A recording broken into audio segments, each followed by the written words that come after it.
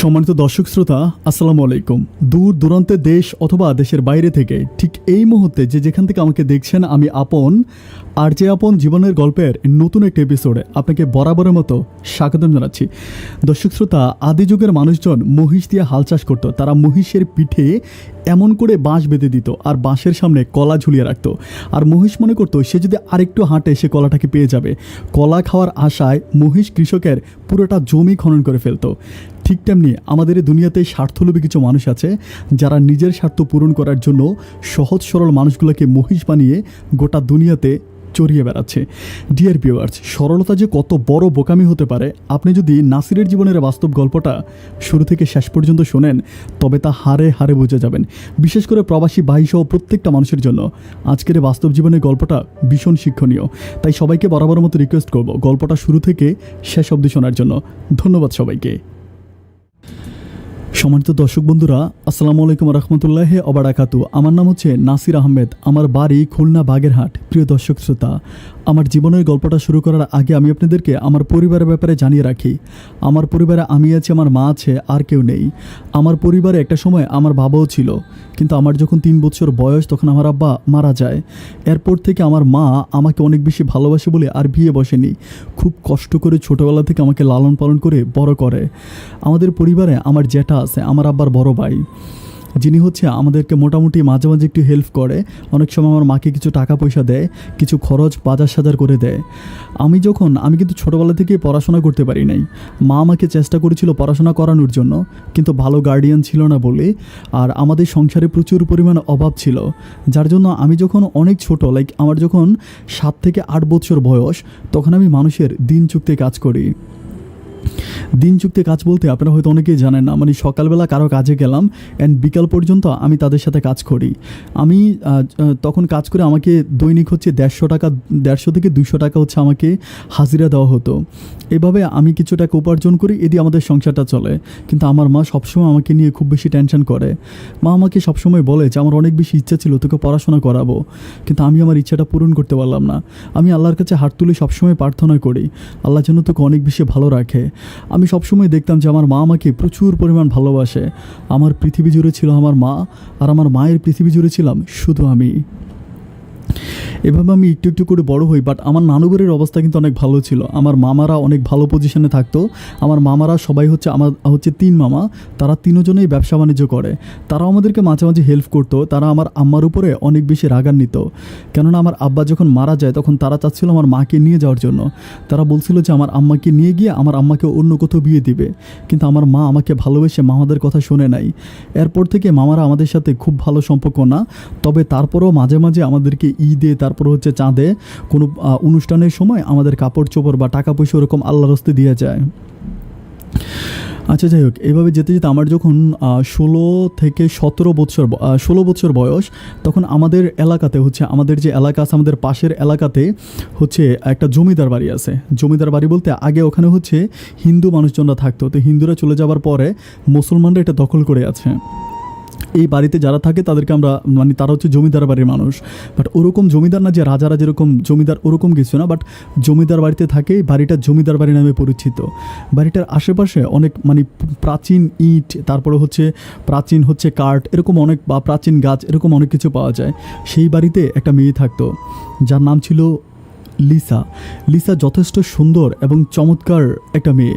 ওকে আমার অনেক বেশি ভালো লাগতো। আমি যে ছোটো মানুষ, কিন্তু আমি তখন হচ্ছে লিসা 7-এ পড়ে এরকমই হবে। বাট ও অনেক বড় না, বাট আমার ওকে অনেক বেশি ভালো লাগে। কেন ভালো লাগে আমি ব্যাপারটা বলি। এটা হচ্ছে ও আমাদের প্রতি না অনেক বেশি সদয়বান। যেমন হচ্ছে সবসময় আমি দেখতাম যে লিসা আমাদের ঘরে যদি খাবার না থাকতো, আমাদের যদি কোনো প্রবলেম থাকতো, লিসা ওদের ঘর থেকে আমাকে খাবার এনে দিত, আমাদেরকে খাবার এনে দিত। আর বিশেষ করে আমি খুব খেয়াল করে দেখতাম যে লিসার ভাইয়ের যে, ওর ভাই ছিল একটা, ওই ভাইয়ের শার্ট বা প্যান্ট লিসা আমাকে এনে দিত। ওর ভাই আর পরবে না, ফেলে দিবে, এরকম কাপড় চোপড়গুলো লিসা আমাকে এনে দিত। তো আমি ওর ভাইয়ের কাপড় চোপড়গুলো পরতাম। এজন্য মেয়েটাকে আমার অনেক বেশি ভালো লাগে যে আমাদেরকে অনেক বেশি হেল্প করে। এভাবে যেতে যেতে একদিন কি করি, মাগরিবের পরে লিসা হচ্ছে আমার সাথে দাঁড়ায় দাঁড়ায় জমিদার বাড়ির এদিকে একটু মানে কর্নার আছে, ওই কর্নারে দাঁড়ায় কথা বলতেছে। আমি বলে রাখি সে কোন কথা বলতেছিল। ওই দিন আমি তাদের বাড়িতে কাজ করেছিলাম, তো তাদের বাড়িতে কাজ করার পরে এখানে আসার পরে ও হচ্ছে মানে ওদের বাড়ির বিষয় নিয়ে আমার সাথে কথা বলতেছিল। ও আমাকে জিজ্ঞেস করতেছিল যে আমরা রাতের বেলা আমাদের খাবার আছে কি না।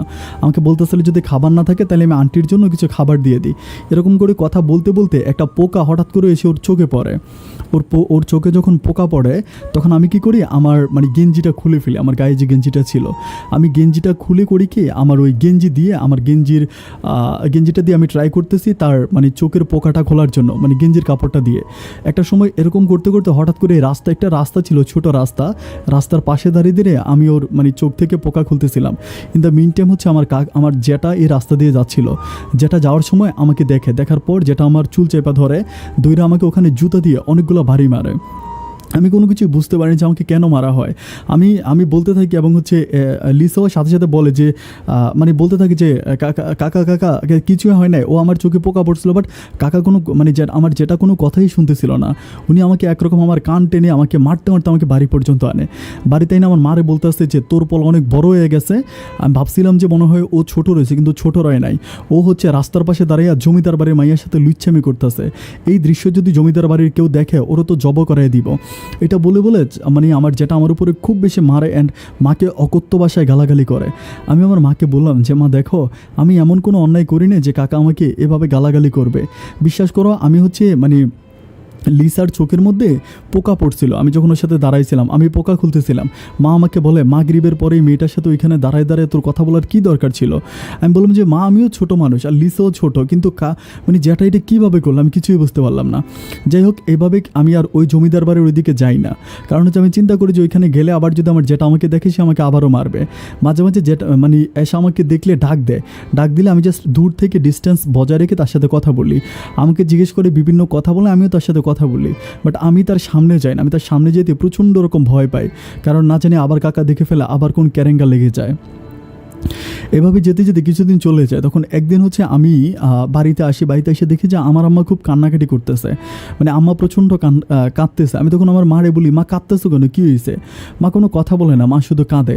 আমি বললাম যে মা মানে তুমি আমারে বলবা তো যে কী হয়েছে? তখন মা আমারে বলতেছে তোর মুক্তা আপু কী কইছে জানোস? আমি বলি যে মুক্তা আপু মানে আমার হচ্ছে জ্যাঠার একটা মেয়ে আছে যার নাম হচ্ছে মুক্তা। তো মুক্তা আপুর হচ্ছে বিয়ে হয়েছিল। বিয়ে হবার পরে জামাই হচ্ছে বিদেশে থাকতো। তো জামাই বিদেশ থেকে আসার পরে মুক্তা আপুর সাথে জামাইয়ের বনিবনা হচ্ছিল না। এরপরে মুক্তা আপুকে আমার জ্যাঠা হচ্ছে ওই জামাইয়ের ঘর থেকে নিয়ে আসে। এরপরে মুক্তা আপু আমাদের জ্যাঠার পরিবারেই থাকে, মানে আমাদের পরিবারেই থাকে। তো মুক্তা আপু কিন্তু মানে যথেষ্ট ভালো মনের মানুষ, অত্যন্ত ভালো।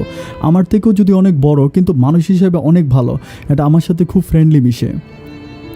আমি তখন বললাম যে মুক্তা আপু কী বলছে? পরে বলতেছে যে তোর জ্যাঠা যেটা বলছে তুই শুনলে তুইও আমার মতো কাঁদবি। আমি বলি মা মানে কী হয়েছে, মুক্তা আপু কী বলছে, মানে জ্যাঠা কী বলছে? আমি না কিছুই বুঝতেছি না। তখন আমার মা আমাকে বলতেছিল যে আমার জ্যাঠা নাকি আমার মাকে বলছে যে মুক্তা আপুকে তো ওই ঘর থেকে নিয়ে আসছে, তো এখন হচ্ছে মুক্তা আপুর সাথে আমাকে বিয়ে দেবে, মানে আমার কাছে মুক্তা আপুকে বিয়ে দেবে। এটা শোনার পর আমি বললাম যে মা আমি তো মুক্তা আপুর বয়সের অর্ধেকও হবো না, মুক্তা আপু তো আমার চেয়ে অনেক বড়, সুতরাং এত বড় একটা মেয়েকে আমি কীভাবে বিয়ে করব?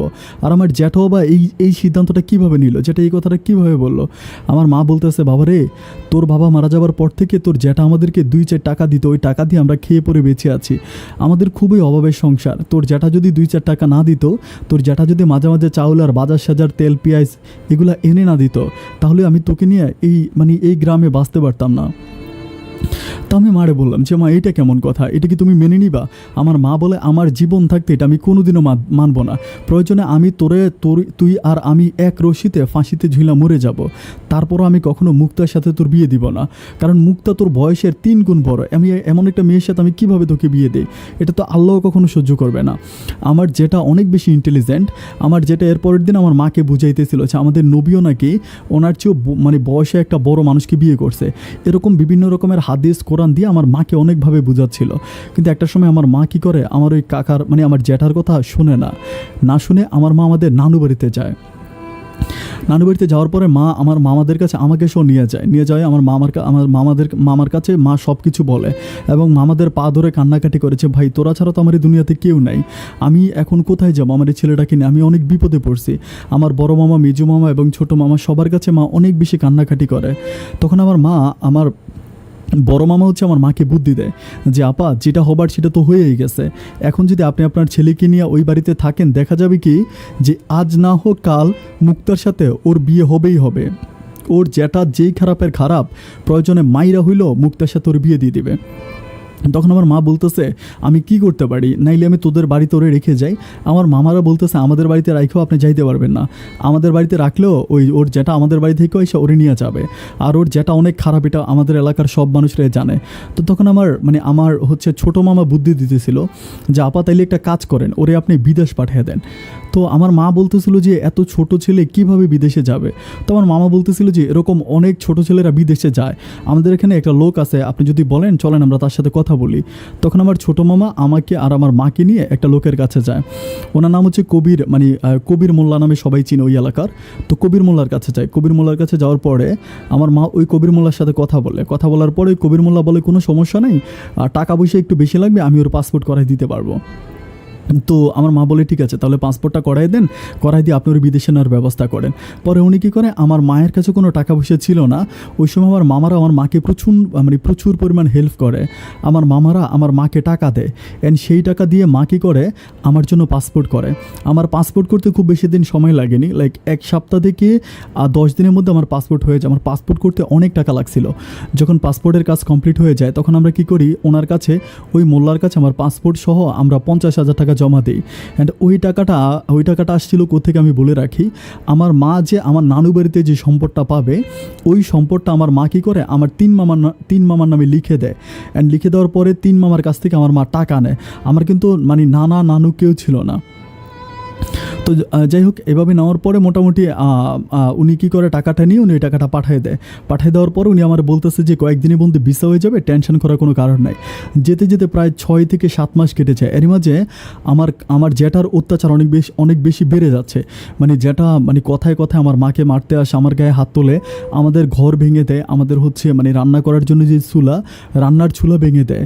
একবার উনি পারতেছে না যে আমাদেরকে মাইরা ঘর থেকে বের করে দিবে, আর তারপর থেকে বলে যে মুক্তাকে বলে যে তুই তোর যে তোর কাকির ঘরে গিয়া থাক, আমাদের ঘরে মুক্তাকে পাঠিয়ে দেয় রাত্রেবেলায়।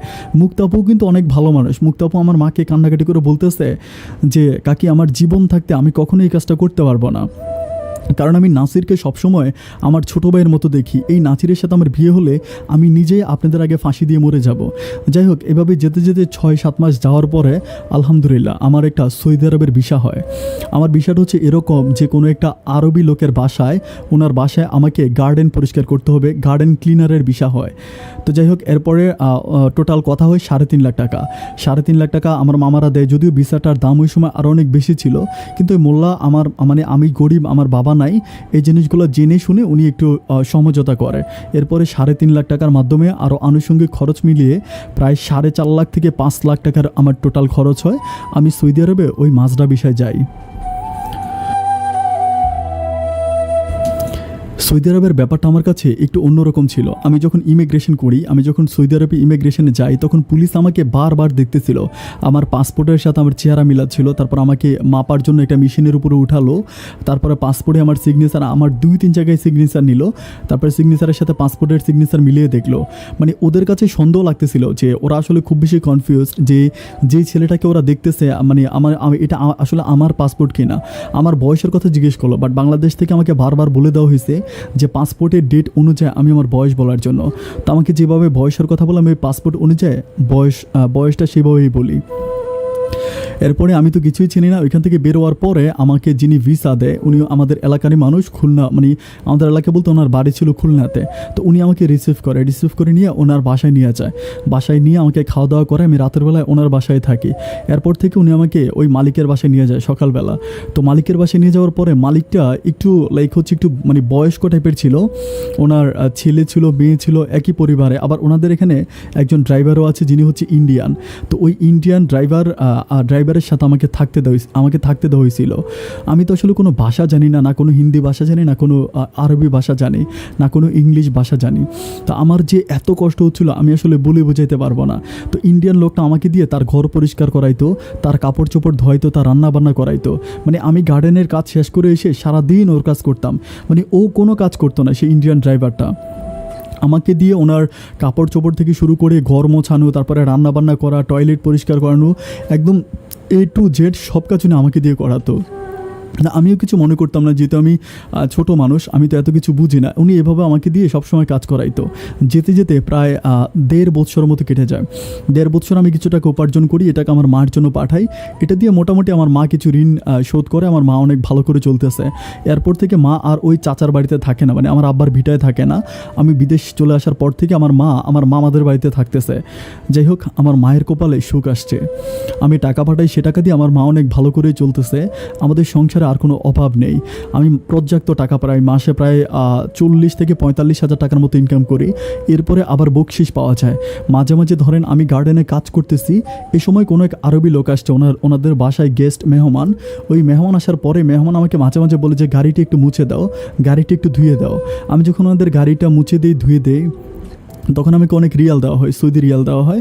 এগুলো তো অনেক ভালো টাকা, আমি অনেক ভালো টাকা পাই। এমনও মাস যায় যে আমি প্রায় 60-70 হাজার টাকার মতো ইনকাম করি, মানে আমার বেতনের ঊর্ধ্বে।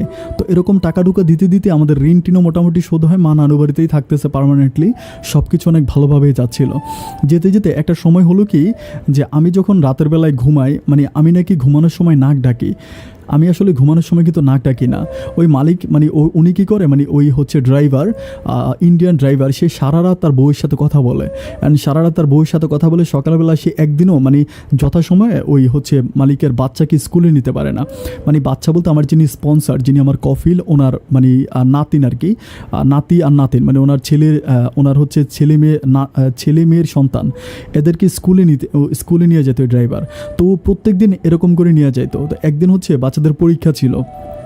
পরীক্ষা থাকার কারণে সে কী করলো, এর আগের দিন সে তার বউয়ের সাথে প্রচুর পরিমাণ ঝগড়া করছে, ফোনে ঝগড়া করে সে ঘুমাইয়া যায়। অ্যান্ড সকালবেলা তাকে অনেক ডাকা হয়, আমিও ডাকি, এবার সে ঘুম থেকে ওঠে না। উনি না ওঠার কারণে বাচ্চাদের পরীক্ষা ছিল, তাদের পরীক্ষা মিস হয়ে যায়। এরপর থেকে ওই ইন্ডিয়ানকে মানে আমাদের মালিক ওকে বাসায় নিয়ে জিজ্ঞেস করে যে তোর এত বড় সাহস, আমার বাচ্চার পরীক্ষা ছিল, তুই তোর জন্য আমার বাচ্চারা পরীক্ষা দিতে পারলো না। এটা নিয়ে ওকে যখন বকাবাধ্য করে, তখন ও বলতেছে যে আমি নাকি রাতের বেলায় নাক ডাকি। আমাকে বলতেছে যে এই ছেলেটা রাতের বেলায় প্রচুর পরিমাণ নাক ডাকে, ওর নাক ডাকার কারণে আমি ঘুমাইতে পারি না। আমি তখন আমার মালিককে বলি, আমি যতটুকু জানি আর কি, মানে হিন্দিতে বা ইংলিশে যতটুকু জানি, মানে আমি বোঝানোর জন্য ট্রাই করি, বাট ওরা তো আর আমার ভাষা বুঝে না। আমি যেটা বলি তখন আমাকে খাল্লি, আমি শুধু এতটুকু বুঝি, আমাকে খাল্লি বলে। তো খাল্লি কী বলে, মানে আমি এটা বুঝি যে বাদ দিই, এরকম কিছু। বাট ওরা আমাকে কোনোভাবে অ্যালাউ করে না। ইন্ডিয়ান ড্রাইভারটা অনেক বেশি ইন্টেলিজেন্ট ছিল। এরপর থেকে আমার যিনি মালিক ছিল, উনি আমাকে বলতেছে যে গার্ডেনের ভিতরে আরেকটা ছোট্ট ঘর আছে, আমার বলতেছে ওই গার্ডেনের ভিতরে ওই ঘরে তুই থাকবি, তোর আর ওই মানে ইন্ডিয়ান ড্রাইভারের সাথে থাকার দরকার নাই। এরপরে উনি আমাকে সেপারেট করে দেয়, ওখানে একটা ঘর দেয়। কিন্তু তখন ড্রাইভার বলতেছিল যে না ঠিক আছে, ওর নাক ডাকুক, আমার সাথে থাকলে কোনো প্রবলেম নাই। কারণ ছিল একটা, যে আমি ওর সাথে থাকলে ওর বাসার কাজ করে দে, ওর কাপড় চোপড় ধুয়ে দে, বাথরুম পরিষ্কার করে দে, রান্নাবান্না করে দে। আর আমি যদি ওই ছোট্ট বাসায় চলে যাই, তাহলে এই কাজগুলো তো তাকেই করতে হবে। যার জন্য সে মালিককে বলে তাহলে থাকুক না আমার বাসায়। কিন্তু আবার মালিক বলতেছে যে না, ও যেহেতু রাতের বেলায় নাক ডাকে, তুই সেপারেট ঘুমা, ও সেপারেটে ঘুমাক, আমাকে ওখানে ঘুমাইতে দেয়। এরপর থেকে আমার জীবনে একটু শান্তি নেমে আসে। আমার ওই গাদার মতো মানে গার্ডেনের কাজ শেষ করার পরে ওই গাদার মতো আর ইন্ডিয়ানের কাজ আমার করা লাগে না। তখন আমি ওইখানেই ঘুমাই, ওইখানেই থাকি, অ্যান্ড হচ্ছে গার্ডেনে কাজ করি। আমার মোটামুটি দিনগুলো অনেক ভালো যাচ্ছিল। এভাবে যেতে যেতে আমাদের হচ্ছে মানে আমাদের এদিকে একটা ছোট্ট বাগানের মতো আছে, মানে লাইক হচ্ছে মানে আমার মালিকের বাড়ির পাশেই।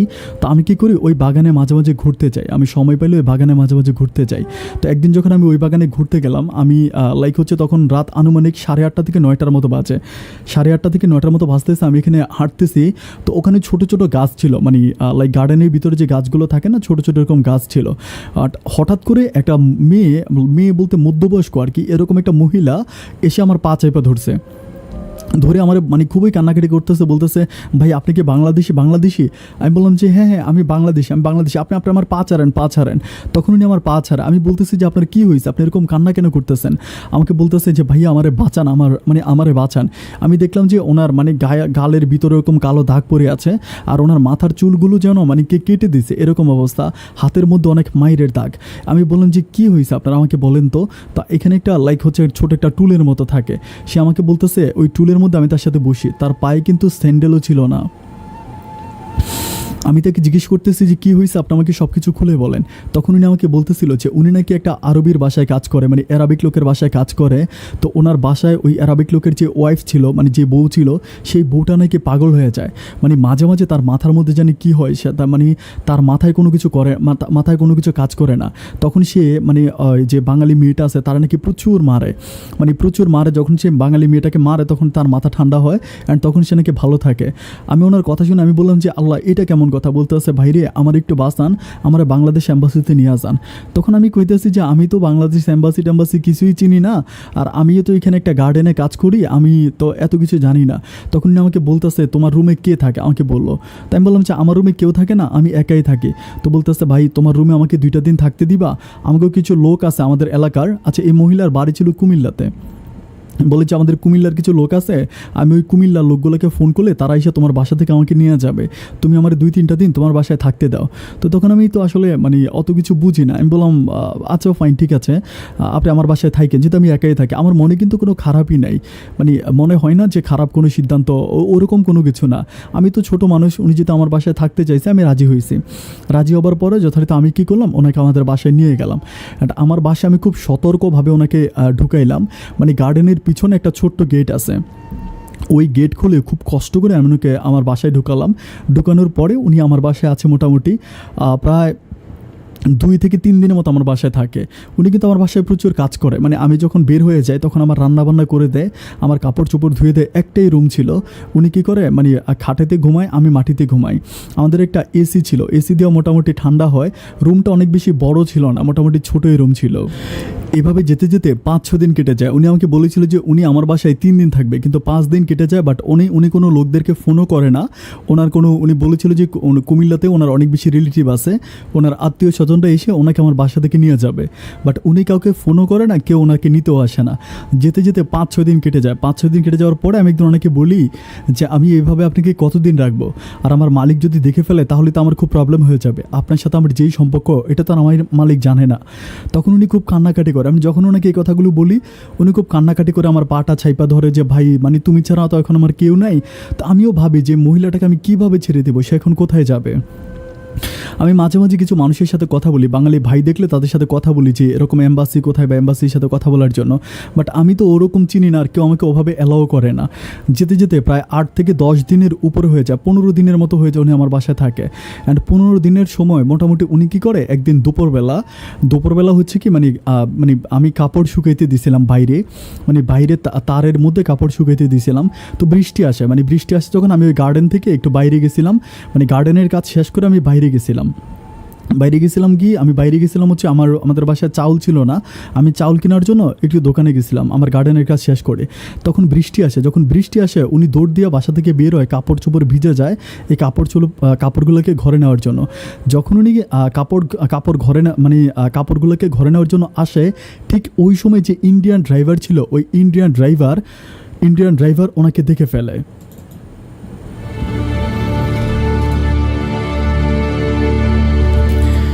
ইন্ডিয়ান ড্রাইভার ওনাকে দেখে ফেলার পরে ইন্ডিয়ান ড্রাইভার হচ্ছে দৌড়ে আসে উনি একদম দৌড়ে আইসা ওই মহিলাটাকে ধরে বলতেছে যে কী নাম আপনার, আপনি হিন্দিতে জিজ্ঞেস করেছে আপনার কী নাম, আপনি এখানে কী করেন। তখন ওই মহিলা যেহেতু ইন্ডিয়ান লোক দেখতে পারছে, উনি কিন্তু আবার মোটামুটি ভাষা জানে, হিন্দি ভাষা আরবি ভাষা উনি মোটামুটি ভালোই জানে। তো উনি আরবিতে ওই ইন্ডিয়ান লোকটার সাথে কথা বলতেছিল, তাকে বুঝাইলো। অ্যান্ড বুঝানোর একটা পর্যায়ে আমি কী করলাম, আমিও আসলাম। আসার পরে আমি দেখলাম যে ওদের মাঝে ধস্তাধস্তি হচ্ছে, ওই লোকটা ইন্ডিয়ান লোকটা আমার এই মহিলাটাকে ধরে টানাটানি করতেছে।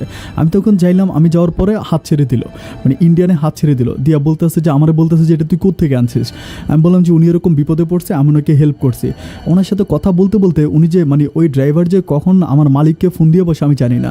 কথা বলার একটা পর্যায়ে মালিক, তার বউ, তারপরে তার ছেলে মেয়ে মোটামুটি বাড়ির মানুষ যা আছে সবাই এখানে চলে আসে। সবাই আসার পরে মহিলাকে, আমাকে, তারপরে ইন্ডিয়ান ড্রাইভারকে ওরা হচ্ছে ওদের মানে বৈঠকখানায় নিয়ে যায়। একটা বৈঠকখানা আছে, বৈঠকখানায় নিয়ে যায়। অ্যান্ড বৈঠকখানায় নিয়ে যাওয়ার পরে আমাকে জিজ্ঞেস করতেছে যে মহিলাকে তুই কই পাইছিস। আমি তো অতটা ভালো হিন্দি বলতে পারি না, ইংলিশও বলতে পারি না। আমি কী বলি ওরা আমার কোনো কথাই বুঝে না। মেয়েটাকে যখন জিজ্ঞেস করে, মেয়েটা তখন বলে যে ও হিন্দিতে ভালো করেই মানে ইংলিশে ভালো মানে কী বলে আরবিতে ভালো করেই বুঝিয়ে বলে যে এরকম গার্ডেনে আমি বিপদে পড়ছিলাম, উনি আমাকে নিয়ে আসছে। কিন্তু আমার মালিক কোনো কথাই শোনে না। আমার মালিক করে কি মানে তর্কাতর্কি করে একটা সময় আমার মালিক পুলিশকে ফোন করে দেয়। আমার কফিল যখন অ্যারাবিক পুলিশকে ফোন করায়, পুলিশ এসে আমাকে আর হচ্ছে মহিলাটাকে নিয়ে যায়। নিয়ে যাওয়ার পরে যখন হচ্ছে থানার মধ্যে নিয়ে যায়, অ্যান্ড থানার মধ্যে যখন ওসির সামনে আমাকে জিজ্ঞাসা করতেছিল, মানে ওসি বলতে ওইখানে একজন লাইক বড় মুদির টাইপের, ওনার সামনে জিজ্ঞেস করতেছিল। তো পাশে আমি যখন যে কথাগুলো বলতেছি আমার এই কথাগুলো মুদির বুঝতেছিল না। অ্যারাবিক লোক ছিল, তো উনি আমার কথা বুঝে না। ওই সময়ে হচ্ছে একজন বাঙালি ভাই, উনি চেয়ারের মধ্যে বসেছিল, বাট মধ্যবয়স্ক একটা লোক, উনি সম্ভবত কোনো সিগন্যাল মিস্টেক করেছে বা কোনো ভুল করেছে, যার জন্য পুলিশ ওনাকে নিয়ে আসছে। তখন আমি যে কথাগুলো ওই বাঙালি লোকটাকে ওই পুলিশ বলতেছিল যে আমি তো এর ভাষা বুঝতেছি না, তুই ও কি বলে তুই আমাকে একটু বুঝিয়ে বল। তখন বাঙালি ভাইটা আমাকে জিজ্ঞেস করে যে তোমার কি হয়েছে, তুমি আমাকে বলো। তখন আমি কী করবো, ওনাকে সব কিছু কান্নাকাটি করে ওনারে বুঝিয়ে বলি যে দেখেন এই ঘটনা, আমি সব কিছু খুলে বলি। বলার পরে উনি কী করে, ওই বাঙালি লোকটা কী করে পুলিশকে বুঝিয়ে বলে, কিন্তু পুলিশ কোনো কথা শোনে না, আমাদেরকে হচ্ছে জেলে দিয়ে দেয়। তখন ওই বাঙালি ভাইটা আমাকে বলতেছে যে তোমার কোনো প্রবলেম নেই, আমি তোমাকে ওইখান থেকে বের করব, আমি যোগাযোগ করব। আমাকে থানায় দিয়ে দেওয়া হয়। 3 দিন পরে ওই লোকটা আসে, যিনি আমাকে বলেছিল যিনি আমাকে বের করবে। 3 দিন পর উনি কেমনে আমার মালিকের কাছ থেকে কাগজপত্র নিয়ে কীভাবে আমাকে জানি বের করে উনি আমাকে বলে যে তোমার কোনো প্রবলেম না, আমাকে হোটেলে নিয়ে যায়। হোটেলে নিয়ে যাওয়ার পরে উনি আমাকে পেট ভরে খাওয়ায়, আমিও পেট ভরে খাই। অ্যান্ড খাওয়া দাওয়া করার পর উনি আমাকে বলতেছে যে আমার বাড়ি কোথায় জিজ্ঞেস করে, আমি আমার বাড়ির ঠিকানা সব কিছু বলি। অ্যান্ড সবচেয়ে অদ্ভুত ব্যাপার হচ্ছে ওনার বাড়িও কুমিল্লাতে ছিল, এই লোকটার বাড়ি কুমিল্লাতে ছিল। আমাকে বলতেছে যে আমার বাড়ি কুমিল্লা, আর তুমি যে মেয়েটার সাথে ধরা খাইছো বা যে মেয়েটাকে নিয়ে তোমার আটকাইছে, আমি ওই মেয়েটাকে বের করে তাকে আমি এম্বাসিতে পাঠিয়ে দিয়েছি, সে আজকে রাতের বেলায় তার ফ্লাইট। আমি ভাবলাম যে যাক আলহামদুলিল্লাহ, কারণ এই মহিলাটাকে নিয়ে আমি খুব টেনশনে পড়তেছিলাম যে অন্য কিছু যাই হোক, আমি তো বিপদে পড়ছি, এই মহিলাটা আমার চেয়ে বড় বিপদে পড়ছে। তা আমি ওনার কথা শুনে অনেক খুশি হলাম। উনি আমাকে হোটেলে পেট ভর্তি করে খাওয়ায় বলতেছে যে তোমার মালিক তো তোমাকে আর রাখবে না, এখন তুমি কি করবা। আমি তখন ওনার কাছে আমার দুঃখের কথাগুলো বলেছি, আমার পরিবারের ব্যাপার, আমার মায়ের কথা, তারপর আমার বাবার কথা। আমি ওনার কাছে কান্নাকাটি করে মোটামুটি সব কিছু বলেছি, দেখেন আমি এরকম বিপদে পড়ছি, আমার এই দুনিয়াতে কেউ নাই। আমার মায়ের কথা বলি, আমার জেঠার কথা বলি, সব কিছু বলার পরে ওনার মনে একটু মায়া লাগে। আচ্ছা, ওনার নাম ছিল শাহ আলম ভাই, শাহ আলম ভাই। উনি আবার ওই সৌদি আরবের ভিতর ওনাকে মোটামুটি সবাই চেনে, উনি নাম করে একজন ব্যক্তি আর কি, ওনার অনেক ব্যবসা বাণিজ্য আছে এরকম। তো আমাকে বলতেছিল যে আচ্ছা ঠিক আছে, তুমি কি আমার সাথে আমার বাসায় যাবা। আমি বললাম যে তাহলে তো ভালোই হয়, আপনি যদি আমাকে বাসায় নিয়ে আসেন। উনি বলে ঠিক আছে, তাহলে তুমি আমার সাথে আমার বাসায় আসো, এরপর আমি তোমার মালিকের সাথে কথাবার্তা বলে আমি তোমাকে রিলিজ নেওয়ার ব্যবস্থা করব। তখন উনি কী করে ওনার বাসা আমাকে নিয়ে যায়, কিন্তু ওনার বাসায় নিয়ে যাওয়ার পরে ওনার বাসায় আমি যখন যাই তখন আমার কাছে মনে হয় যেন আমি আমার বাড়িতে চলে আসছি। বাসায় ঢোকার পরে মুড়ি দিল আমাকে। আমি সৌদি আরব আসার পর থেকে কখনো মুড়ি খাই নাই, এই প্রথম আমাকে মুড়ি দিল। আমি মুড়ি খেলাম, আমাকে পানি দিল। একজন মহিলা ছিল, এত সুন্দর করে আমার সাথে কথা বলতেছে, এটা ছিল ওনার ওয়াইফ। আমি তখন আমার মনে হয় না যে আমি সৌদি আরবে আছি, আমার কাছে মনে হচ্ছে আমি বাংলাদেশে চলে আসছে। ওদের হচ্ছে একেবারে বাঙালিদের যা আছে ওনার ঘরের ভিতরে একদম সব কিছু।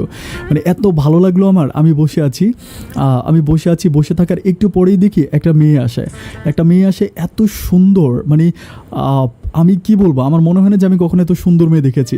অনেক হ্যাংলা, কিন্তু প্রচুর লম্বা, একটু হ্যাংলা লম্বা একেবারে, ওর শরীর দিয়ে যে ওর মুখে যে রক্ত চলে এটা না স্পষ্ট দেখা যায়। তখন উনি মেয়েটা আইসা শালম ভাইকে বাবা বলে ডাকে, বলে যে আব্বু। তখন আমি বুঝতে পারি যে এটা হচ্ছে ওনার মেয়ে। তো আমি ওনাকে জিজ্ঞেস করি যে এটা কি আপনার মেয়ে। উনি বলে হ্যাঁ, এটা আমার মেয়ে। আমি বললাম কী করে। বলে যে বাংলাদেশ স্কুলে পড়ে। আমি বললাম এখানে বাংলাদেশ স্কুল আছে। উনি বলে হ্যাঁ, কে তুমি জানো না। আমি বলি না তো, আমি তো জানি না এখানে বাংলাদেশ স্কুল আছে। তো বলো আচ্ছা ঠিক আছে, তোমার নিয়ে যাবো। তো সন্ধ্যার পরে উনি আমার নিয়ে, ওনার গাড়ি আছে, উনি নিজে ড্রাইভিং করে, গাড়ি করে আমার বাংলাদেশ স্কুলে নিয়ে যায়।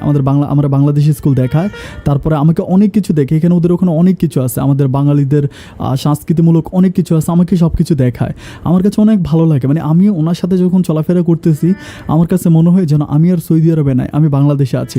যাই হোক, রাতের বেলা ওনার সাথে আমি বাসায় ফিরি। বাসায় ফেরার পরে এক টেবিল পরিমাণ খাবার, মানে মাছের ভর্তা, তারপর হচ্ছে মানে ডাল, আলুর ভর্তা, মানে শাক ভাজি, কি বলবো, মানে মনে হচ্ছে যেন একদম বাঙালি খাবার। আমি পেট ভরে সেদিন খাইছি, আমি মিথ্যে বলবো না। সৌদি আরব আসার পর থেকে এত খাবার আমি কোনোদিনও খাই নাই, একেবারে পেট ভরে ভাত খাইছে। তখনই আমার বলতেছে যে তোমার মালিকের সাথে আমার কথা হয়েছে, আমি তোমার মালিকের সাথে কথা বলছি, আমি তোমার মালিকের কাছ থেকে তোমাকে রিলিজ নিয়ে, মানে অ্যারাবিক ভাষায় বলে তেনাজ্জেল, বলে যে তেনাজ্জেল নিয়ে আমি তোমাকে হচ্ছে আমার মালিকের কাছে তোমাকে ভিসা লাগাই দিব। আমি বললাম যে তাহলে তো আলহামদুলিল্লাহ ভালোই হয়। পরে উনি কী করে, আমি ওই ওনার বাসায় 8-9 দিনের মতো থাকি, অ্যান্ড ওই 8-9 দিনের মাঝে উনি আমার কাগজপত্র মানে সব কিছু ঠিকঠাক করে আমাকে ওই মালিকের কাছ থেকে ওনার মালিকের কাছে নিয়ে আসে। মানে ওনার যে স্পন্সর, সেম স্পন্সরের কাছে আমাকে উনি হচ্ছে আমার ভিসাটা লাগাই দেয়। এরপর থেকে আমি ওনার বাসায় থাকতেছি। যাই হোক, আলহামদুলিল্লাহ সব কিছু ভালো।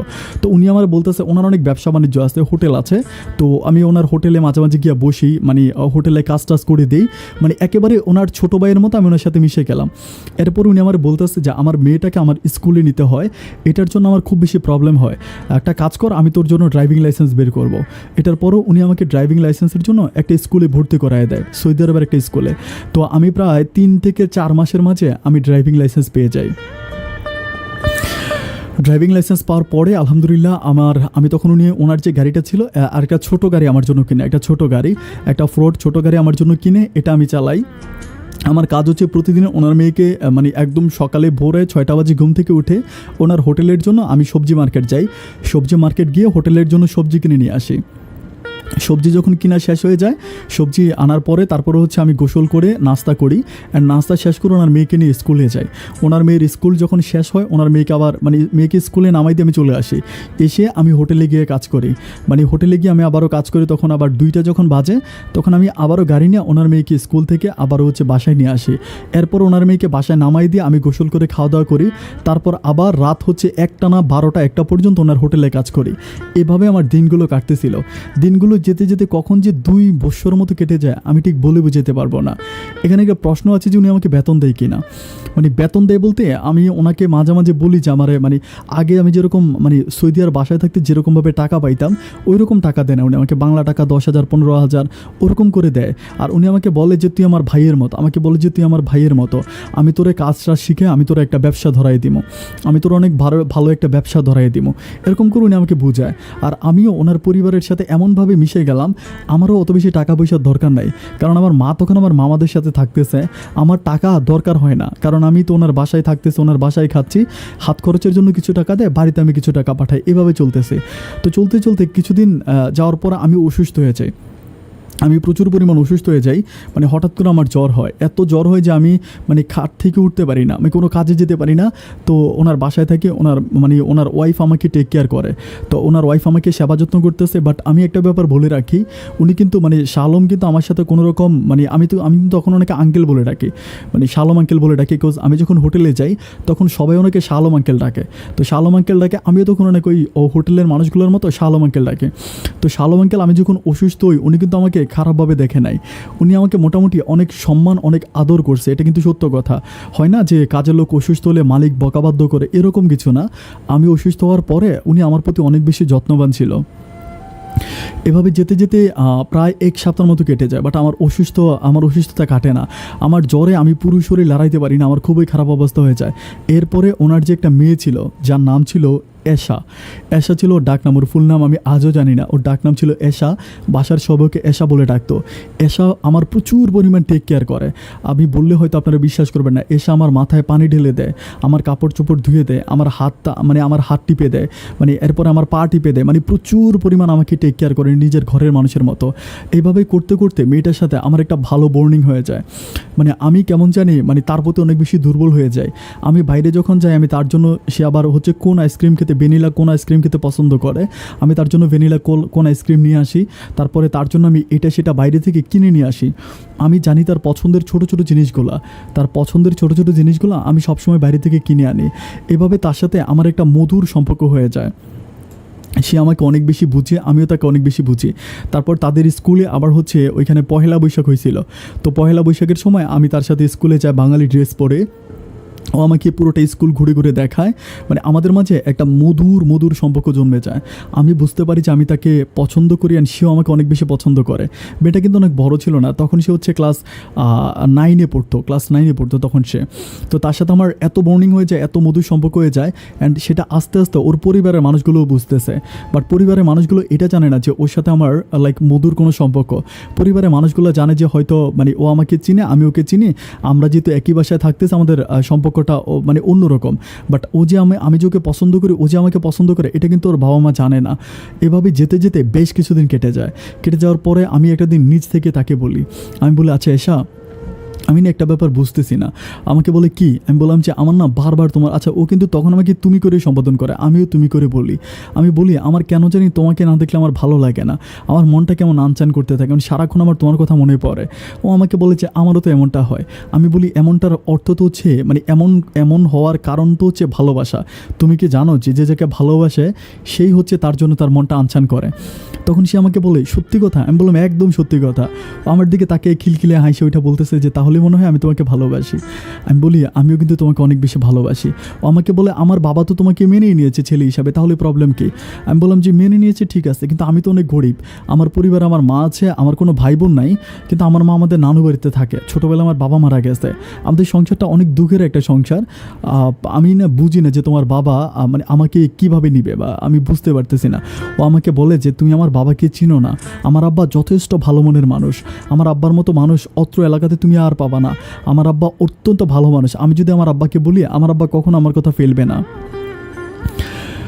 এরপর থেকে তার সাথে আমার একটা মধুর সম্পর্ক হয়ে যায়। এরপর থেকে আমি যখনই যেখানেই যাই আমি তাকে নিয়ে যাই এবং সে আমাকে নিয়ে যায়। আমি সারাক্ষণ তার প্রেমে মাতোয়ারা অ্যান্ড সে আমার প্রেমে মাতোয়ারা। এভাবে যেতে যেতে একদিন হচ্ছে মানে লাইক হচ্ছে অনেক বেশি গরম পড়তেছিল, মানে গ্রীষ্মের সময় প্রচণ্ড রকম গরম পড়তেছিল। তো গরমে ওদের এখানে কী যেন একটা প্রবলেম হয়েছিল, মানে ইলেকট্রিসিটির কি একটা প্রবলেম হয়েছিল, মানে লাইনে আর কি। ওখানে তো কারেন্টের লাইনগুলো মাটির নিচে দিয়ে, তো মাটির নিচে কি একটা প্রবলেম হওয়ার পরে মানে কারেন্টটা বন্ধ করে দেওয়া হয়। 3 ঘন্টার জন্য নিউজ করে কারেন্ট বন্ধ করে দেয়।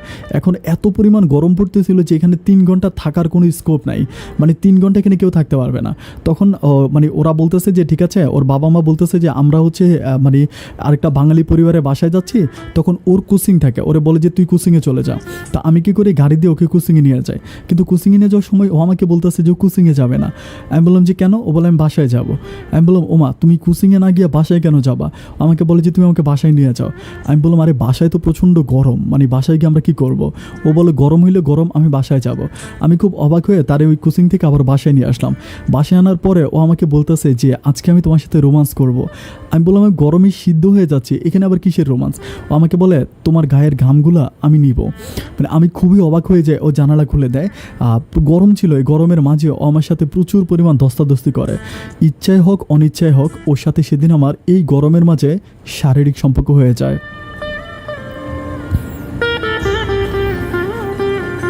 আপনারা বিশ্বাস করবেন কি না জানি না, এই জীবনে প্রথম কোনো মেয়ের স্পর্শ আমি পেয়েছি। আমি ছোটোবেলা থেকে কখনো কোনো মেয়ের সাথে আমার এত বর্নিং হয় নাই।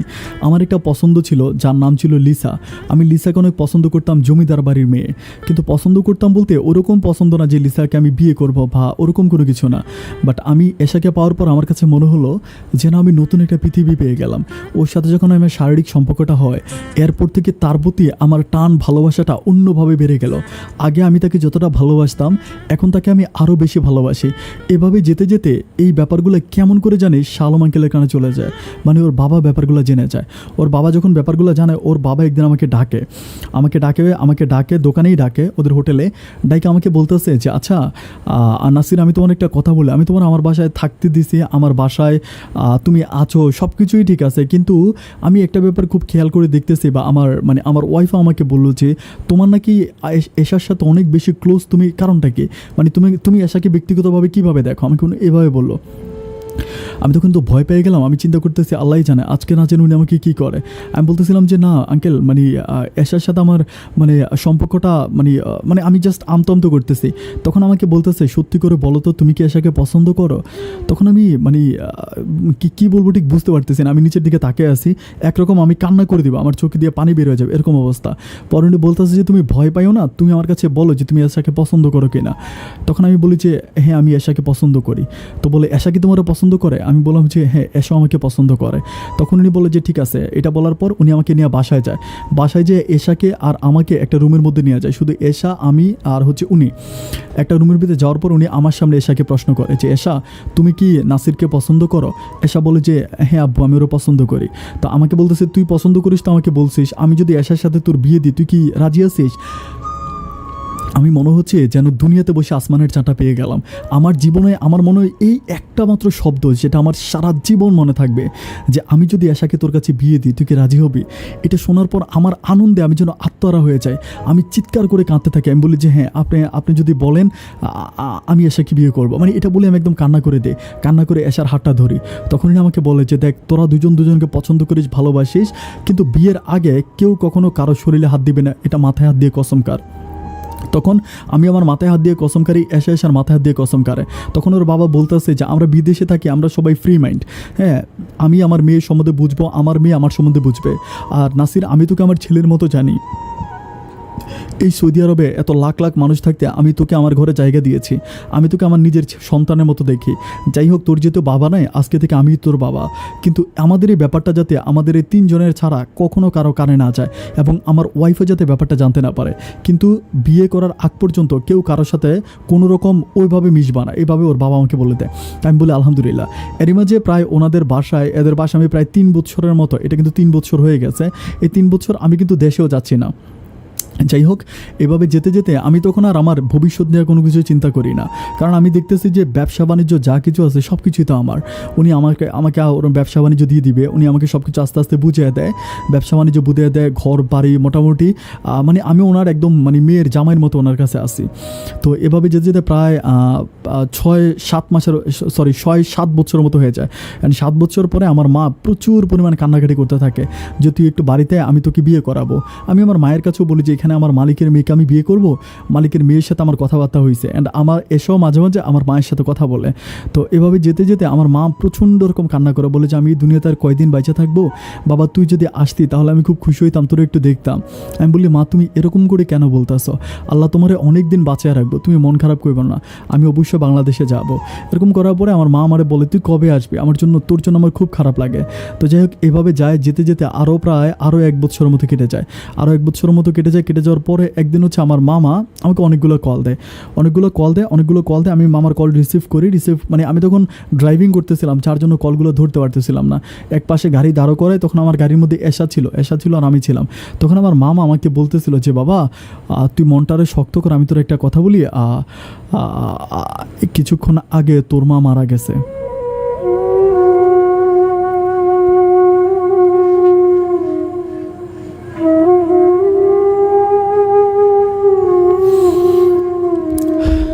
কথাটা শোনার পর মনের অজান্তে আমার চোখ দুটো জলে ভিজে গেল, আমি প্রচুর পরিমাণ কান্নায় ভেঙে পড়লাম, আমি বুঝতে পারতেছিলাম না যে আমি কী করব। তখন আমার যিনি মালিক ছিল আমার শাহ আলম স্যার, আমি শাহ আলম আঙ্কেলকে বলতেছিলাম যে আঙ্কেল আমার মা তো মারা গেছে, আমি আমার মাকে দেখতে যাব। তখন উনি আমাকে বলে যে এখন তো আর তুমি গিয়ে তোমার মারে মাটি দিতে পারবা না, তোমার মারে বলো যে তোমার এলাকার মানুষদেরকে বলো যে তোমার মাকে মাটি দিয়ে দেওয়ার জন্য, অ্যান্ড তোমার মাকে মাটি দেওয়ার পরে আমি ইনশাল্লাহ মানে তোমার একটা ব্যবস্থা করে দিব, অ্যান্ড আমি তোমার দেশে পাঠানোর ব্যবস্থা করব, তোমার মাকে মাটি দিয়ে দিতে বলো। তো আমি আমার মামাকে ফোন করে বলি যে মামা মালিকের সাথে কথা হয়েছে, আমি তোমাদেরকে অনুমতি দিলাম, তোমরা আমার মারে মাটি দিয়ে দাও। তখন তারা আমার মাকে মাটি দিয়ে দেয়, অ্যান্ড আমি প্রচুর পরিমাণ কান্নায় ভেঙে পড়ি। এসে আমাকে সবসময় বুঝায় যে কান্নাকাটি করো না, আমি তো আছি, একটা সময় সব কিছু ঠিক হয়ে যাবে। এভাবে যেতে যেতে প্রায় 2 মাসের মতো কেটে যায়, কিন্তু আমাকে উনি মানে আমাকে টিকিট দেয় না, আমার শাহ আলম আঙ্কেল আমাকে টিকিট দেয় না, এশার আব্বা। তো যাই হোক অনেকদিন যাওয়ার পর আমি একদিন ওনার সাথে একটু মন খারাপ করেই বললাম যে আপনি আমাকে টিকিট দেন, আমার মায়ের কবরটা তো অ্যাটলিস্ট আমি দেখতে পারবো, আপনি আমাকে যেভাবে ঘুরাইতেছেন আমার মায়ের কবরে তো ঘাস উঠে যাবে। তখন একটু রাগারাগি করার পর উনি আমার জন্য টিকিট কেটে আমাকে বলে যে তুই 3 বছরের জন্য যা, 3 মাসের জন্য যা। বললাম যে ওকে ফাইন। তো আমি যখন বের হব, আমি কিন্তু ওনার এখানে প্রায় টোটাল হচ্ছে প্রায় প্রথমে 5 বছর 6-7 প্রায় 7.5 থেকে 8 বছর আমি ওনার এখানে কাজ করতেছি, প্রায় 8 বছরের কাছাকাছি। ওনার বাড়িতে ওনার বাসায় কাজ করতেছে। এ পর্যন্ত কিন্তু উনি আমাকে কোনো দিনও বলতে পারবেন যে বাংলাদেশি টাকায় 10,000 টাকা আমাকে বেতন দিছে। প্রথম দিছিল যখন এশার সাথে আমার সম্পর্কটা উনি জানতো না, বাট এশার সাথে আমার সম্পর্ক হওয়ার পর থেকে উনি আমাকে মাসে 5,000 টাকা করেও দিত না। উনি আমাকে বারবার বলতো যে আমার যা কিছু আছে সবই তো তোমার, আমার যা কিছু আছে সবই তো তোমার, আমার আদি অন্ত, আমার ঘর বাড়ি, আমার টাকা পয়সা সবই তো তোমার। উনি আমাকে এগুলো বলতো। যাই হোক, আমি ওনার কথা মতো উনি যেটা বলে আমি সেটাই শুনতেছি, আমি আর কোনো কিছু করতেছি না। পরে আমি বলতেছি যে আমি তো দেশে উনি আমার জন্য টিকিট কেটে আমাকে দেশে পাঠায়। অ্যান্ড উনি বলে যে 3 মাস দেশে থাকবা, 3 মাস পরে চলে আসবা, তুমি যদি সৌদি আরবে আসো তারপর আমরা বাংলাদেশে যাব, এটা উনি আমাকে বলে দেয়। তাই আমি বললাম আচ্ছা ঠিক আছে, আমি যখন সৌদি আরবে আসবো তখন আপনারা যাবেন, এটা বলে আর কি। তাই আমি বললাম যে তখন আমি জিজ্ঞেস করি যে এশার সাথে আমার বিয়ের ব্যাপারটা নিয়ে ওনার সাথে কথা বলি। আমি বললাম যে এখন তো আমি চলে যাচ্ছি বাংলাদেশে, তাহলে এশার সাথে আমার বিয়ে কবে হবে, বা এই ব্যাপার নিয়ে কি আমি আমার মামাদের সাথে কথা বলবো কিনা। তখন উনি আমাকে বলতেছে যে 3 বছর পরে, মানে 3 মাস পরে যখন তুই এখানে আসবি তখন তোর সাথে আমি এখানে এশার বিয়ে দিব। আমি বললাম যে ওমা এটা কেমন কথা, আমি গ্রামে যাব, মানে আমার গ্রামের মানুষ আমার বিয়েতে থাকবে না। উনি আমাকে বলতেছে তুই 3 মাস থাইকা তুই এখানে আয়, আসার পরে প্রয়োজনে তুই আরও 2 মাস থাকবি, 2 মাস থাকলে এরপরে তুই আর আমরা একসাথে দেশে যাব, এখানে আগে এশার সাথে তোর বিয়ে হয়ে যাবে, অ্যান্ড এরপরে দেশে গিয়ে আমরা পারিবারিকভাবে অনুষ্ঠান করব। ওনার কথা শুনে তখন আমি একবার ওনাকে বলতে চাচ্ছিলাম যে তাহলে আমি এখন দেশে নাই যাই, আমি আরও 4-5 মাস পরে যাই। কিন্তু এরপরও আমার কাছে মনে হলো যে মায়ের জন্য খুব খারাপ লাগতেছিল যে মায়ের কবরটা অ্যাটলিস্ট দেখতে পারবো। এরপর আমি বললাম যে আচ্ছা ঠিক আছে তাহলে আমি যাই। পরে উনি আমাকে টিকিট কেটে আমাকে সরাসরি প্লেনে উঠাতে আমি বাংলাদেশে যাই। বাংলাদেশে যাওয়ার পরে আমার আর এশার সাথে কোনো যোগাযোগ হচ্ছে না। মানে এশার যে নাম্বার ছিল আমি ওই নাম্বারে বাংলাদেশ থেকে কল দিতেছি, মানে প্রথম 2-3 দিন কল ঢুকছে, এরপরে আর কল ঢুকে না। যখন আমি আমার মালিকের নাম্বারে কল ঢুকে উনি আমারে বলতেছিল যে আমরা পরিবারের সবাই মিলে মানে ইয়েতে যাব, জর্দানে যাব। তো আমি বললাম যে জর্দানে কেন, মানে জর্দানে আমি আরেকটা ব্যাপার বলে রাখি, ওনার কিন্তু আবার জর্দানে গার্ডেন ছিল, মানে উনি সবজির বাগান ছিল জর্দানে। তো বলতেছে আমি জর্দান যাব, ওখানে ওই সবজির বাগান দেখতে যাব, তো আমাকে এটা বলতেছে। তো যাই হোক, এভাবে আমি বলি যে তাহলে আমার সাথে যোগাযোগ, পরে বলে যে আমরা ওইখানে গিয়ে সিম নিলে তোরে জানাবো বা তোর সাথে যোগাযোগ করবো। অ্যান্ড আমি বলি আমি তো এশার সাথে কথা বলবো, বলে প্রবলেম নাই, ওইখানে গেলে এশার সাথে তোর কথা হবে। একটা পর্যায়ে ওনারা চলে যায়, ওইখানে জর্দান যায়, অ্যান্ড আমাকে যেটা বললো আর কি যে জর্দানে যাবে। তারপর থেকে এশার সাথে আমার আর কোনো যোগাযোগ নাই। যেতে প্রায় 1 মাসের মতো কেটে যায়, আমি এশার সাথে কোনো কথা বলতে পারি না। মানে আমি বুঝতেই পারতেছি না যে এশা কোথায় চলে গেল, কোনো রকম কথা বলতে পারতেছি না। আমি খুবই ভেঙে পড়ি, খুবই কষ্ট পাই। অ্যান্ড একটা পর্যায়ে আমি ওই এলাকাতে মানে হোটেলের লোক, তারপরে ওনার অন্য লোকদের কাছে আমি জিজ্ঞেস করি এশার কথা, যে এশা কোথায়, মানে এশার সাথে তো আমার যোগাযোগ হচ্ছে না। তখন সবাই আমার বলতেছে যে বলতেছে যে শালম আঙ্কেল নাকি তার ছেলে মেয়ে সবাইকে নিয়ে জর্দানে গেছে, এটা উনি সবার কাছে বলছে। তাই আমি বললাম যে জর্দানে গেছে, তোদের সাথে কথা হয় না? তো বলে আমাদের সাথে কথা হয়, মাঝে মাঝে কথা হয়। আমি বললাম যে কীভাবে কথা হয়? বলে উনি আমাদের সাথে যোগাযোগ করে। আমি বললাম কীভাবে করে? বলে যে হোটেলের নাম্বারে কল দেয়, মানে হোটেলে যে 3টি মোবাইল আছে ওইখানে কল দেয়, ওইখানে কথাবার্তা হয়। তাই আমি বললাম যে কী বলিস, 3টি নাম্বারে কল দেয়, তোদের নাম্বারে কল দেয় না? বলে যে আমাদের নাম্বারে কল দেয় না। মানে লোকগুলো আমার সাথে খুব ক্লোজলি কথা বলতেও চায় না, কেমন জানি। পরে আমি লাইনটা কেটে দিই, 1 মাস কেটে যায়, তখন আমার কষ্টটা অনেক বেশি বেড়ে যায়। মানে আমি 1টা মাস কেটে গেলে এশার সাথে কথা বলতে পারতেছি না, আমার বুকটা তখন অনেক বেশি ভারী হয়ে যায়, আমি প্রচুর পরিমাণ কান্নায় ভেঙে পড়ি। তখন আমি চিন্তা করতেছিলাম, আমি কিন্তু এই ব্যাপারটা বাংলাদেশ যাওয়ার পরে আমার মামা, তারপরে মামি, আমাদের এলাকার অন্য লোকদের কাছে বলি যে এরকম আমার মালিক আছে, মালিকের মেয়ের সাথে আমার পছন্দ।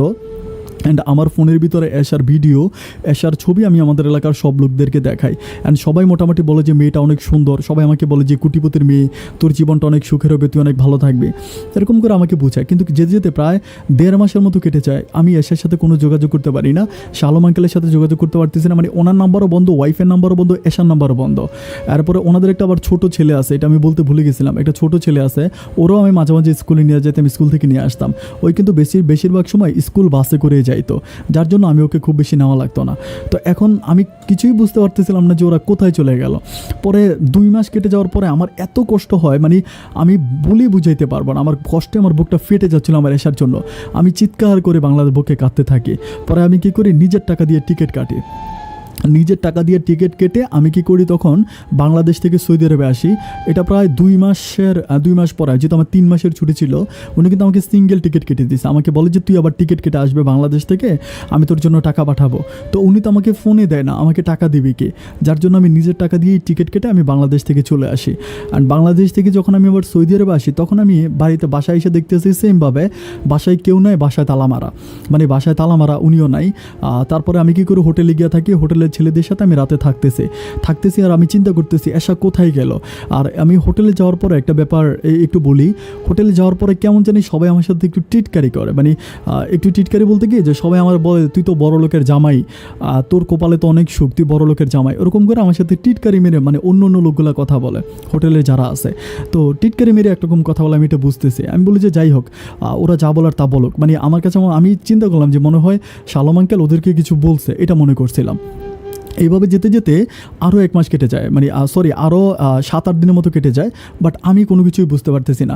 7-8 দিন পরে আমি একদিন ক্যাশের সামনে বসে আছি, উনি যখন ফোন করে তখন আমাদের একজন ক্যাশিয়ার ছিল, ওনার বাড়ি চিটাগং, নিজাম ভাই কলটা রিসিভ করে মানে শালম আঙ্কেলের সাথে কথা বলতেছে। তখন আমি বলতেছি যে কলটা একটু দাও, আমি শালম আঙ্কেলের সাথে কথা বলবো। পরে উনি বলে যে তুই কথা বলবি, তো আমার কাছে মোবাইল দেয়।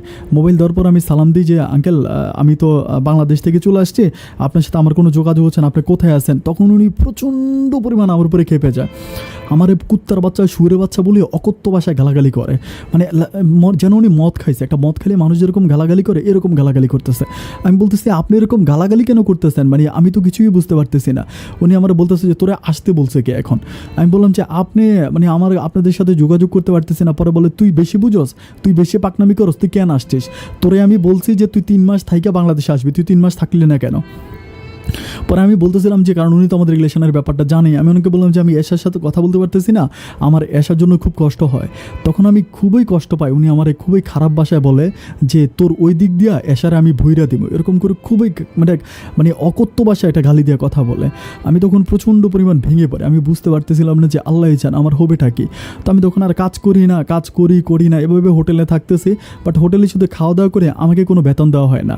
এভাবে যেতে যেতে আরও 2 মাস কেটে যায়। তখন আমি মানে আমার মনে একটা সন্দেহ লাগে যে উনি আসলে কোথায় গেল। তো আমাদের যে স্পন্সর ছিল, মানে ওনার যে কফিল ছিল শালম আঙ্কেলের, আমার কফিল একই কফিল। পরে আমি একদিন কফিলের সাথে দেখা করি, আমি নিজেই গিয়ে দেখা করে আমি কফিলকে জিজ্ঞেস করি যে মানে ওনার কথা জিজ্ঞেস করি যে উনি কোথায়।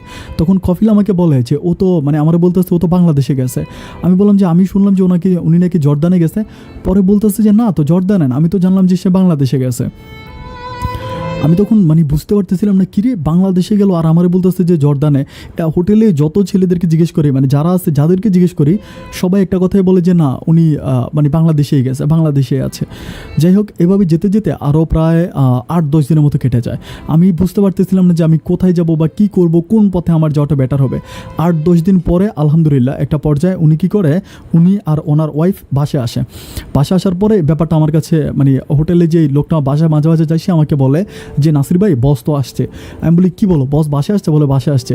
তখন আমি কী করি, দৌড়ে বাসায় যাই। এটা শোনার পর বাসায় যাই, অ্যান্ড বাসায় যাওয়ার পরে আমি বাসায় ঢুকে দেখতেছি যে ওনার ছোট ছেলে বসে আছে সোফার মধ্যে, অ্যান্ড আন্টিও তখন দাঁড়ায় আছে।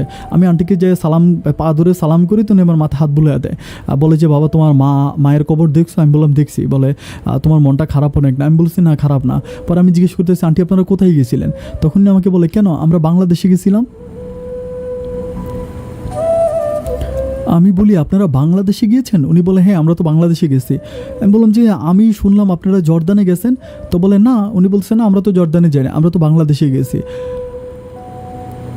আমি তখন বুঝতে পারতেছিলাম না। আমি বললাম যে আন্টি আপনারা বাংলাদেশে গেছেন, ভালো কথা, বাংলাদেশ থেকে সবাই আসছে? বলে হ্যাঁ সবাই তো আসছে।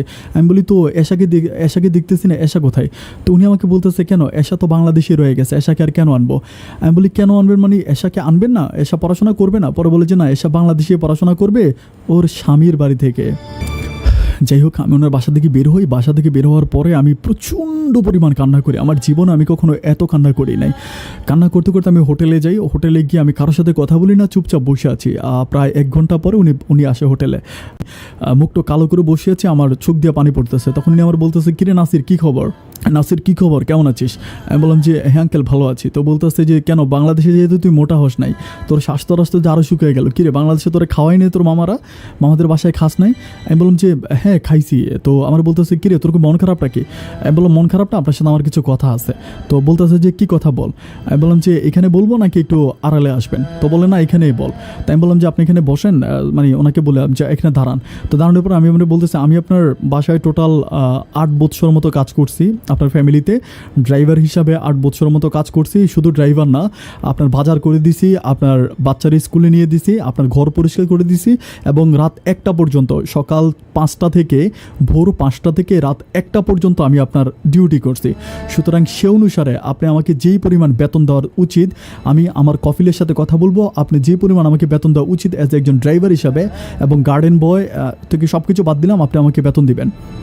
আমি ক্যালকুলেটার হাতে লইয়া প্রতি মাসে 50,000 টাকা করে হিসাব করলাম যে এত লাখ টাকা আসছে, আপনি আমাকে এত লাখ টাকা দেন।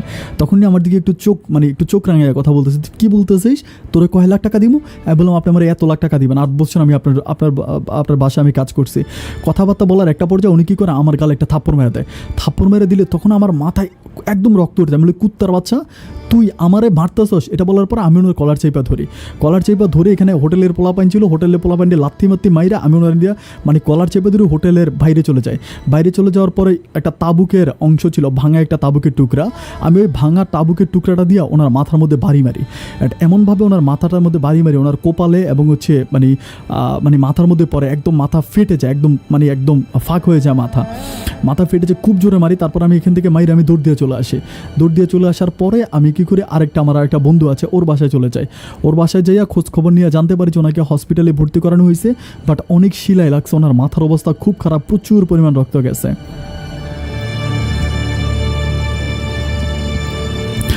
অ্যান্ড সবশেষ আমি জানতে পারি যে উনি আমার নামে হাফ মার্ডার, এটা তো রক্ত বের হয়েছে এবং এটা সিসি ক্যামেরায় উঠছে, উনি আমার নামে হাফ মার্ডার একটা মামলা করে দিছে। আমার পাসপোর্ট হচ্ছে আমার কফিলের হাতে, সব কিছু হচ্ছে আমার কফিলের হাতে। এরপর থেকে এই ঘটনার পরেই হচ্ছে করোনা আসে। করোনা যখন হয়ে যায়, করোনা চলে আসে, অ্যান্ড করোনার সময় আমি কী করি, আর আমি ওনার সাথে কোনো দেখা করি না। আমি অনেক পুলিশদের কাছে যাই এবং উনি আমাকে বাংলাদেশ এম্বাসিতে গিয়ে আমার নামে এমনভাবে উনি করে যে আমি ওনার ক্যাশ থেকে টাকা নিয়ে গেছি। আমি ওনার ক্যাশ থেকে, আমাদের বাংলাদেশি টাকায় নাকি 2 কোটি টাকা আমি ওনার ক্যাশ থেকে নিয়ে গেছি, এবং ওনার একটা গাড়ি আমি বিক্রি করে দিয়েছি, আরেকটা গাড়ি নাকি আমি অ্যাক্সিডেন্ট করছি। এরপরে আরও অনেক রকম সরাসরি কফিলকে সাথে রেখে আমার যিনি স্পন্সর ছিল, আমার কফিল সহ বাংলাদেশ এম্বাসিতে গিয়ে আমার নামে রিপোর্ট করছে, এবং রিপোর্ট এমনভাবে করা হয়েছে, আমি যখন এম্বাসিতে গিয়ে পরে গোপনে কথা বলছি, যে ওরা আমাকে ডাইরেক্ট বলতেছে যে তোমার পক্ষে আর বাংলাদেশে যাওয়া সম্ভব না।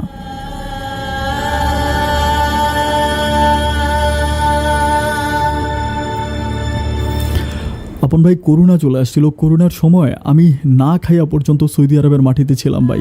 5 দিন 6 দিন পর্যন্ত আমি না খেয়েছিলাম। আমার অবস্থাটা এখন এমন যে ভাই, আমি না পারতেছি বাংলাদেশে যাইতে, না পারতেছি সৌদিতে থাকতে। পুলিশ আমাকে হুন্ড করে খুঁজতেছে, যেখানে কাজের জন্য যে আমার কোনো আকামা নাই, কোনো পাসপোর্ট নাই, কেউ আমার কাজ দেয় না। আমি প্রতিটা দিন খালি অপেক্ষা করতেছি আমি কখন মারা যাব, আমি মৃত্যুর জন্য অপেক্ষা করতেছি। আপন ভাই, একটা মোবাইলের মাঝে আমি সবসময় আপনার জীবনের গল্পগুলো শুনে, আপনার কথাগুলো শুনে আমার কাছে খুব ভালো লাগে। ভাই, আপনি যদি পারেন আমার জন্য একটু হেল্প করবেন। আমি সৌদি আরবের অমুক জায়গায় থাকি, যদি পারেন আমার জন্য আমাকে একটু বাঁচাবেন ভাই। আমার অবস্থা খুবই খারাপ। অ্যাজ এ এতিম ছেলে হিসাবে যদি পারেন আমার এই গল্পটা প্রচার করবেন, আর যদি সম্ভব হয় আমাকে একটু সহযোগিতা করবেন। আপনার জন্য আমার শুভকামনা রইল।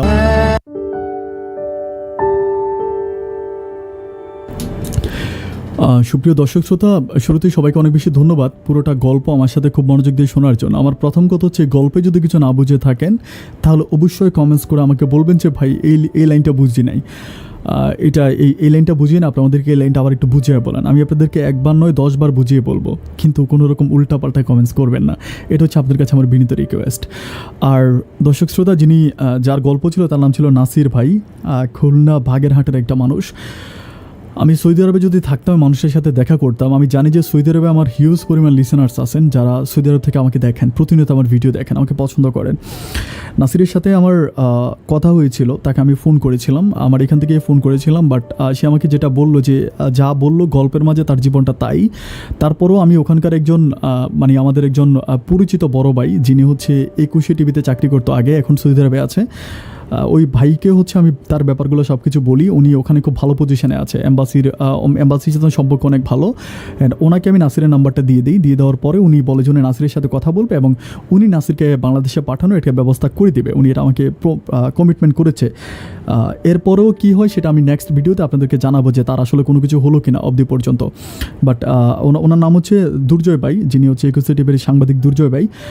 দুর্জয় সারোয়ার, ওনাকে অনেকেই চিনেন হয়তো। তো উনি বলেছে যে উনি কাজটা করে দেবো। আমাকে বললো যে আপন কোনো প্রবলেম নেই, আমি এটা সমাধান করে দিব এবং আমি ছেলের সাথে কথা বলে এম্বাসিতে তাকে নিয়ে যাব, মামলাটা উঠে আমি কোনোভাবে তাকে বাংলাদেশে পাঠানোর সব রকম ব্যবস্থা করে দিব। এখন কথা হচ্ছে দর্শক শ্রোতা, আমি গল্প শুরু করার শুরুতে আপনাদেরকে বলেছিলাম যে আদি যুগের মানুষজন মহিষের পিঠে বাঁশ বেঁধে, বাঁশের সামনে কলা বেঁধে মহিষকে দেওয়া হাল চাষ করতো। এরকম ছিল তাদের কৌশলটা, যেই কৌশলটা এখন প্রত্যেকটা মানে খারাপ মানুষ, সহজ সরল মানুষগুলোকে দিয়ে এই ধরনের কাজগুলো করায়। আমি খুবই সারপ্রাইজ হয়ে গেলাম। আপনি চিন্তা করেন, সে 8 বৎসর তার এখানে কাজ করছে, আর সে কেমন ভাবা, আমি খুবই শাহ আলম সাহেবের কথা অনেক বেশি সারপ্রাইজ যে কেমন ভাবা তার মেয়েটাকে সে ওর কাছে দিয়ে দিয়েছে অলরেডি, নাসির ভাইয়ের কাছে এশাকে দিয়ে দিয়েছে যে আমি তোদেরকে বিয়ে দিব, মানে তোদের বিয়ে হবে, সব কিছু উনি ঠিক করলো। ও মাই গড, মানে বেঈমান হতে পারে, স্বার্থপর হতে পারে, কিন্তু একটা বাবা হয়ে কীভাবে এই কাজগুলো করে। আমার কাছে মনে হয় যে এই লোকটা মানে শাহ আলম ভাই যদি আমাকে শুনে থাকে, সম্ভবত ও এই ধরনের লোকগুলো কী করে জানেন, সৌদি আরবে নয়, বাংলাদেশের মানে ওয়ার্ল্ডের বিভিন্ন জায়গায় যখন কোনো ব্যবসা প্রতিষ্ঠান খোলে না, তখন ওনাদের কফিল স্পন্সর যে আছে সে যদি বলে যে তোর মেয়েটা, তোর বাচ্চাটা আমাকে দিয়ে দে, আমি আমার দোকানটা তোকে দিয়ে দেবো, সে নিজের বউ আর বাচ্চাকে দিতেও দ্বিধা করবে না। এই টাইপের লোক হচ্ছে শাহ আলম সাহেব। অনেক বেশি ক্ষোভ আপনার উপর আমার, শাহ আলম সাহেব। সৌদি আরবে আমি নাই, তো যাই হোক, দোয়া করি আল্লাহ আপনার উপরে হেদায়েত নসিব করব। আল্লাহর একটা পবিত্র জায়গায় আপনি আছেন, ওইখানে আল্লাহ যাতে আপনার উপরে হেদায়েত নসিব করে, অন্তত এজ এ সৌদি আরব হিসাবে যাতে আল্লাহ আপনাকে রহমত করে, আমি এই দোয়া করি। সম্মানিত দর্শক শ্রোতা, সবাইকে আবারও ধন্যবাদ জানাচ্ছি এতক্ষণ পর্যন্ত আমার সাথে থাকার জন্য। আজকের মতো আমি আপন এখানেই বিদায় নিচ্ছি। অন্য কোনো দিন অন্য কারো জীবনের গল্প নিয়ে, জীবনের গল্প এই অনুষ্ঠানে আবারও হাজির হয়ে যাব। সেই পর্যন্ত সবাই অনেক ভালো থাকবেন, আর হ্যাঁ, সুস্থ থাকবেন। আসসালামু আলাইকুম।